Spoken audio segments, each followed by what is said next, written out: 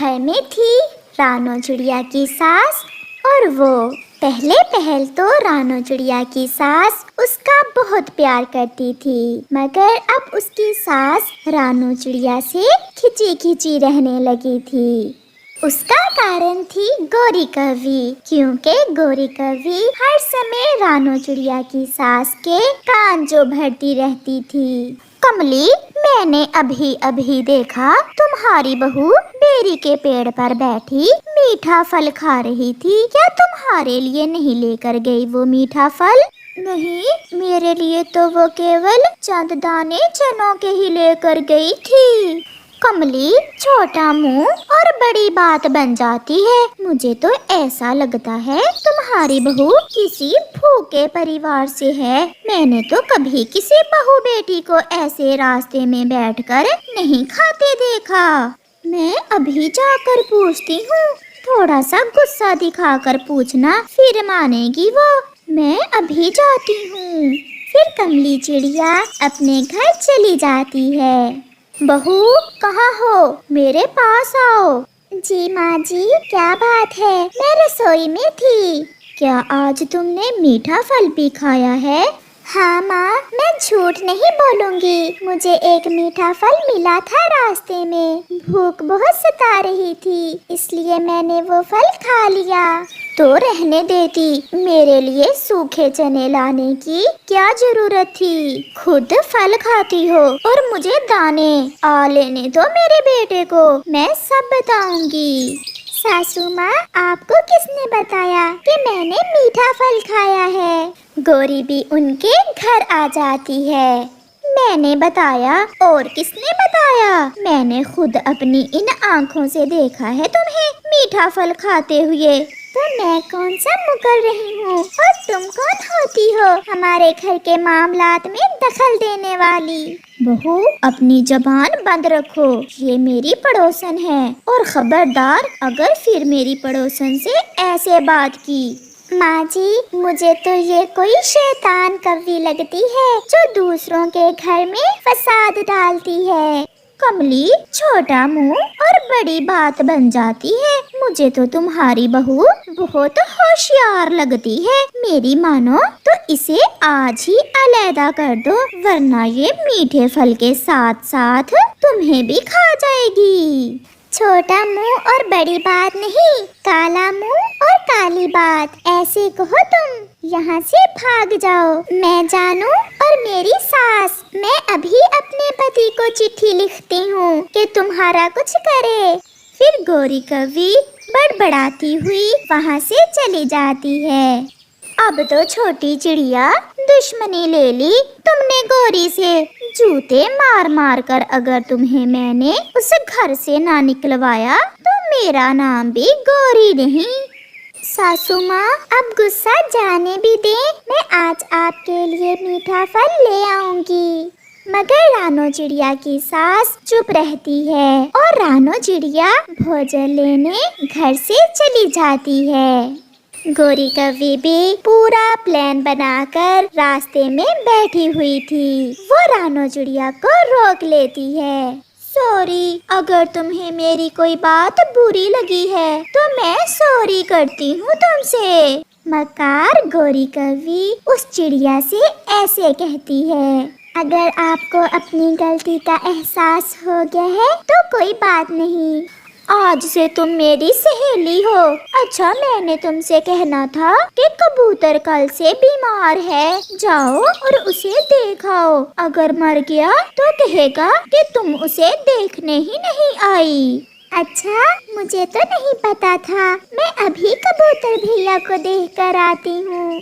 फिर रानो चिड़िया कबूतर की तरफ चली जाती है। छोटी चिड़िया, अब देखती जाओ मैं कैसे तुम्हें रुलाती हूँ।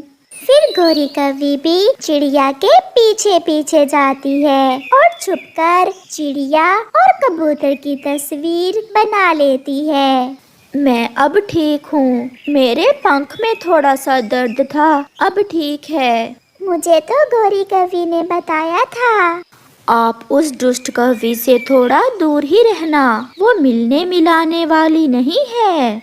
अब मैं जल्दी से जाकर ये तस्वीरें इस चिड़िया की सास को दिखाती हूँ। ये तो मेरी बहू है, ये कबूतर के घर में क्या कर रही है? छोटा मुंह और बड़ी बात है। कमली, तुम्हारी बहू तो हर रोज कबूतर से मिलने जाती है। उसका किरदार ठीक नहीं है। जवान बहू को क्या जरूरत है किसी के घर जाने की, और उसका तो पति भी विदेश में है। मैं आज ही अपने बेटे को चिट्ठी लिखती हूँ और भेजती हूँ ये तस्वीरें भी। अब लगाना तीर ठीक निशाने पर। क्या कहा गोरी? कुछ नहीं, मेरा नाम ना लेना। अब उस बदजबान के सामने फिर मुझसे लड़ाई शुरू कर देगी। ऐसा कहते हुए गोरी कवि वहाँ से चली जाती है। मुझे आपसे मिलकर बहुत अच्छा लगा कबूतर भैया। आप भी किसी दिन हमारे घर आना, मैं आपको चाय के साथ समोसे खिलाऊंगी। हाँ चिड़िया बहन, मैं जरूर आऊँगा। फिर चिड़िया वहाँ से चली जाती है। शाम को जब रानो चिड़िया घर लौटती है तो उसकी सास बेसब्री से उसका इंतजार कर रही थी। कहाँ गई थी तुम आज? सासू माँ, अभी तक गुस्से में है आप तो। मैं आपके लिए मीठा फल लेने थोड़ी दूर चली गई थी। मीठा फल लेने या कबूतर यार से मिलने?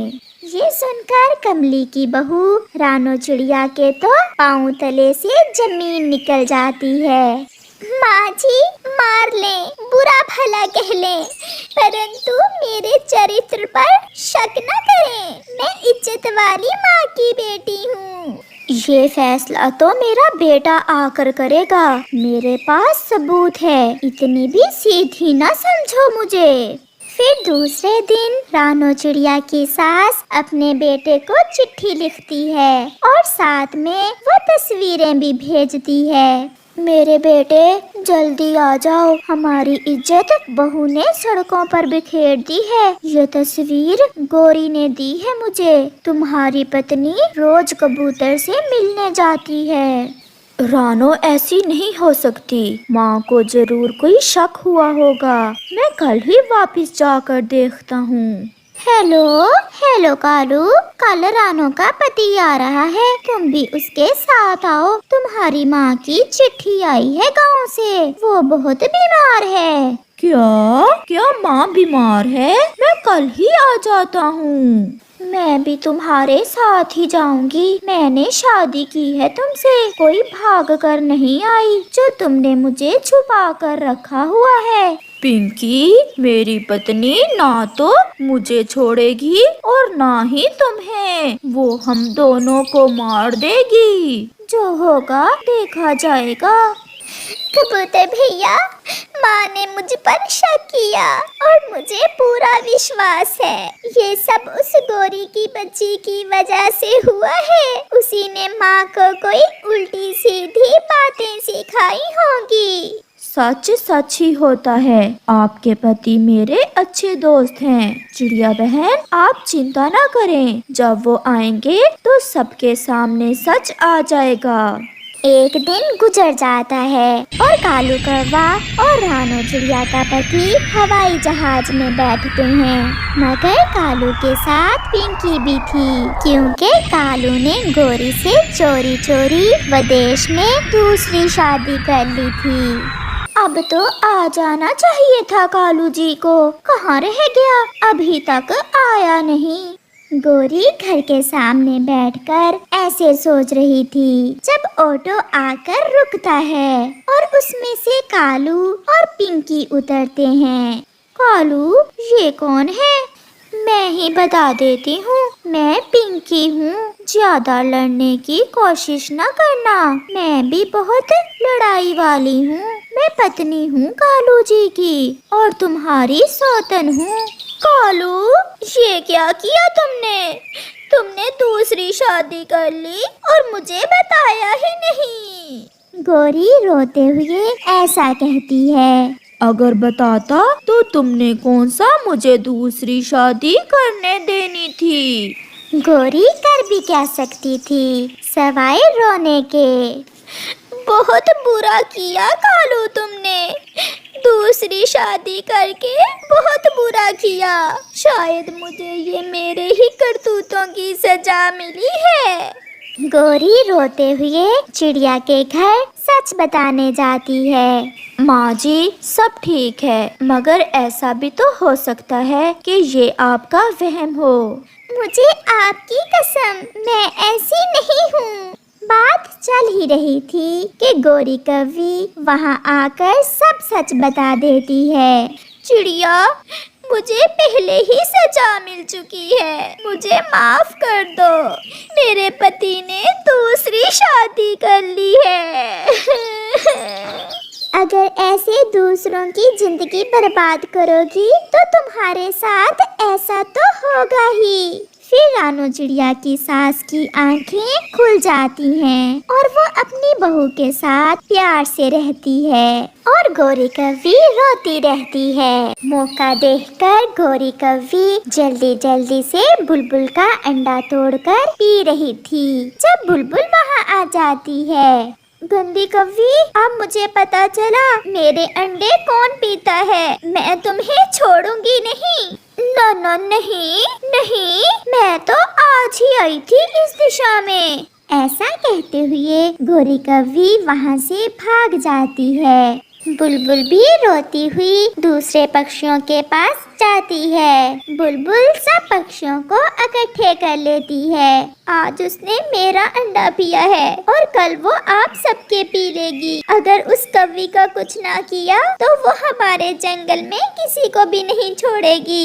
वो हमारे मासूम अंडों को ऐसे ही पीती रहेगी। ऐसा नहीं चलेगा, हम ऐसा नहीं होने देंगे। हम सब मिलकर उस दुष्ट कौवी और कौवे को अपने जंगल से निकाल देंगे। तो फिर सब चलो जाकर अभी उन्हें इस जंगल से निकाल देते हैं। कालू जी, बहुत बुरा हुआ। कुछ बताओ भी, क्या काएं लगा रखी है? मैं उस मोटी बुलबुल का अंडा पी रही थी कि वो मोटो ऊपर से आ गई और उसने मुझे अंडा पीते हुए देख लिया है। वो मोटो हमसे बहुत डरती है, वो कुछ नहीं करेगी। वो तो डरती है हमसे, परंतु वो सब पक्षियों को इकट्ठा कर रही है। अगर सब पक्षी इकट्ठे हो गए तो वो हमें मार देंगे। खोलो, दरवाजा खोलो। दुष्ट कौवे और कौवी, अगर दरवाजा ना खोला तो हम सब दोस्त मिलकर दरवाजा तोड़ देंगे। वो आगे कालू जी, अब मुझे बचा लो उनसे, वो सब मुझे मार देंगे। फिर कालू डरते डरते दरवाजा खोलता है। सब पक्षी कालू के घर में आ जाते हैं। नहीं, कोई मारेगा नहीं इन्हें, मुझे बात करने दो। गौरी, तुम्हारे भी तो अंडे होते हैं। तुम तो अच्छे से जानती हो कि अंडों से कितना प्यार होता है हम पक्षियों को। इन अंडों में हमारे आने वाले बच्चे होते हैं और तुमने बुलबुल का अंडा ही पी लिया। मुझे बहुत भूख लगी थी, मैं खुद को रोक नहीं पाई। अगर इतनी ही भूख थी तो कहीं से दाना ढूंढ लेती। तुमने मेरा अंडा केवल स्वाद के लिए पिया है, मैं नहीं छोड़ूंगी तुम्हें। अगर जिंदा रहना चाहते हो तो अभी के अभी इस जंगल से निकल जाओ। अगर यहाँ से ना गए तो हम अभी के अभी तुम दोनों को मार देंगे। हम चले जाते हैं, हम फिर लौट कर कभी इस जंगल में नहीं आएंगे। बस एक बार हमें माफ कर दें, हम अभी चले जाते हैं।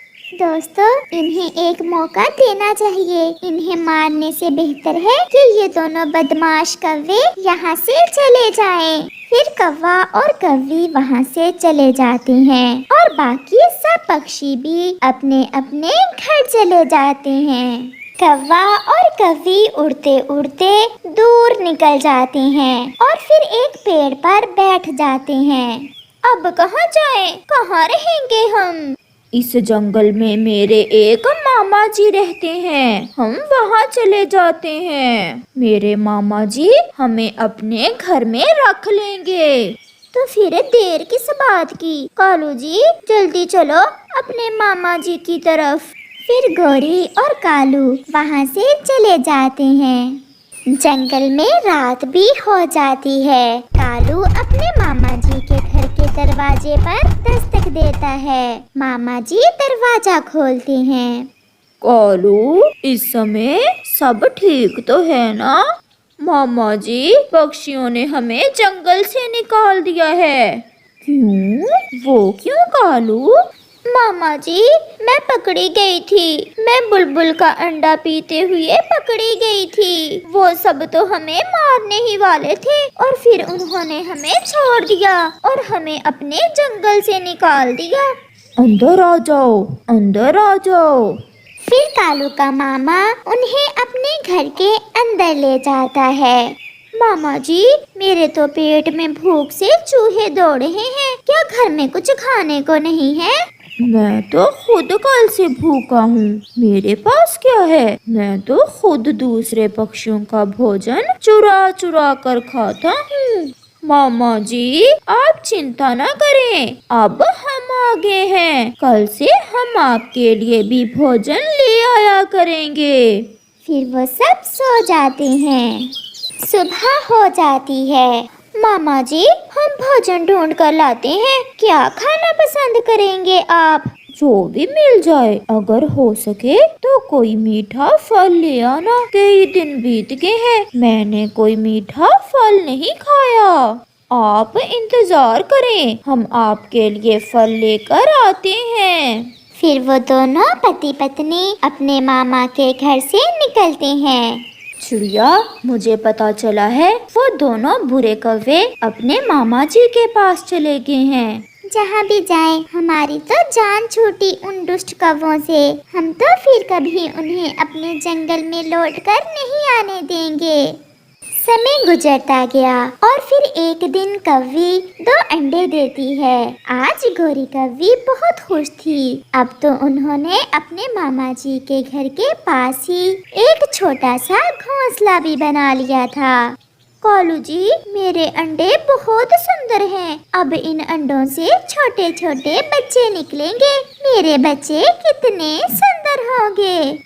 अब भोजन मैं ले आया करूँगा और तुम हमारे अंडों की रक्षा करना। आज से तुम्हारा घोंसले से बाहर निकलना बंद हुआ। फिर कालू कौवा भोजन लेने चला जाता है। अब कालू कौवा बहुत बदल चुका था।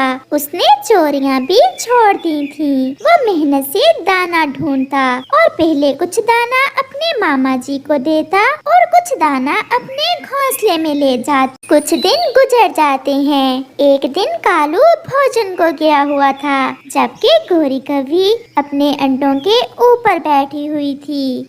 बहुत प्यास लगी हुई है, क्यों ना मैं नदी से थोड़ा सा पानी पी आऊं। कहीं मेरे अंडों को कोई नुकसान ना पहुंचा दे। मैं ऐसा करती हूँ, अपने मामा जी को अंडों के पास बैठा देती हूँ। फिर गोरी कौवी कालू के मामा जी के पास जाती है। मामा जी, मैं नदी से पानी पीने जा रही हूँ। आप थोड़ी देर मेरे घोंसले में तो आकर बैठ जाएं और मेरे अंडों का ध्यान रखना। जाओ जाओ, मैं अभी तुम्हारे घोंसले में चला जाता हूँ। फिर गोरी कौवी नदी पर पानी पीने और कालू का मामा गोरी के अंडों के पास चला जाता है। कालू का मामा गौर से अंडों को देखे जा रहा था। बहुत बूढ़ा हो गया हूँ। अगर मैं इन दोनों अंडों को पी लूं तो कुछ जवानी लौट कर आ सकती है मेरी। हम कौवे तो ऐसे ही होते हैं, कौन अपना कौन बेगाना। फिर कालू का मामा खुद को रोक ही नहीं पाता और गोरी के दोनों अंडे पीकर मजे से सो जाता है। जब थोड़ी देर बाद गोरी कौवी नदी से लौट कर आती है तो वो अपने अंडे टूटे हुए देखकर रोने लग जाती है। मेरे अंडे किसने पी लिए मामा जी? मेरे अंडे आपने ही पी लिए हैं। मैं बहुत कमजोर हो गया हूँ। तुम्हारे अंडे पीने से अब मैं कुछ बेहतर महसूस कर रहा हूँ। क्या हर्ज है, तुम दोबारा अंडे दे देना। ऐसा कहते हुए कालू का मामा जी वहाँ से चला जाता है। कालू भी घर आ जाता है। गोरी उसे सारी बात बताती है। मेरे मामा जी इतने जालिम हो सकते हैं, ये तो मैंने कभी ना सोचा था। एक मामा अपने ही भांजे के अंडे पी जाता है। ये बात जंगल में आग की तरह फैल जाती है। बुलबुल और चिड़िया तक भी ये बात पहुंच जाती है। वो दोनों कौवों के पास आती हैं। अब पता चला गोरी, दुख हुआ ना? मुझे भी ऐसे ही दुख हुआ था जब तुमने मेरा अंडा पिया था। अब हम यहाँ से कहाँ जाएं? यहाँ मेरा मन घबरा रहा है। कोई मामा भी ऐसा कर सकता है अपने भांजे के साथ? गोरी, मैं जानती हूँ अब तुम मेरे दुख को समझ सकती हो। मैं तुम्हें माफ करती हूँ। आप वापस अपने घर आ जाएं, क्योंकि यहाँ आप सुरक्षित नहीं हो। ऐसे बुलबुल बड़ा दिल करते हुए कौवी को माफ कर देती है। फिर कौवा और कौवी अपने घर वापस चले जाते हैं। अब गोरी कौवी बदल चुकी थी। वो एक अच्छी और सच्ची कौवी बन गई थी।